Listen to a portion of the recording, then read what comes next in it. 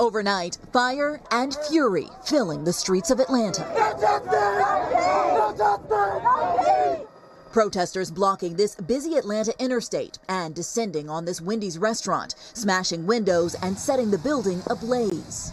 It was this parking lot where 27-year-old Rayshard Brooks was shot and killed by an Atlanta police officer. stadium Fulton County Stadium اللي يجري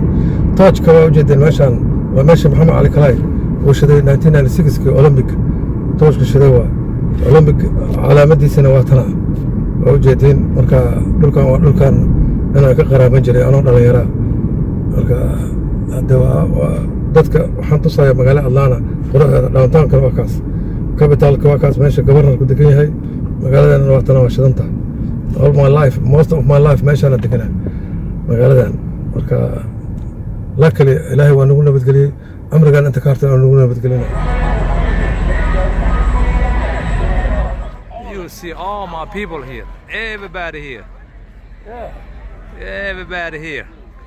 وجدين أول كله يبان أبران نكلة دري وركض ذلك مدو ولي مطارات وذا سيشوف بحال وحياة justice أيه قاعدين أيه I hope يسبدل إنه إمام دوله مالك استقف بالعابة civil rights كده بالعابة مارتن لوثر كينج يدخل ساعة بالعابة ما أنت أنا وجدين دمدو بشيل لو كلاي ذلك سن لو قارناي نكمل من وينك أنا كورونا فيروس يوحبه كبق مايو بدك كو أروح شيء أوكلاهوما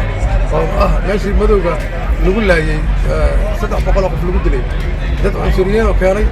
رمشة إيه واحد وذا قلنا وحاول أنا بسريشن بركة أنا وحنا إلى Soomaaliya meel kasta joogtiin isku duubnaada ama wadanka jooga ama Yurub jooga ama halkaan jooga wadankiina aakhirka dhulka hooyo wax ka fiican ma laha wadankiina u tashta waa u jeedin waxa wadanka ka socda dadkan madowga 400 sano ayaa gumaysi iyo dil lagu hayay I hope some isbedel ma keeno. Assalamu alaykum wa rahmatullahi wa barakatuh.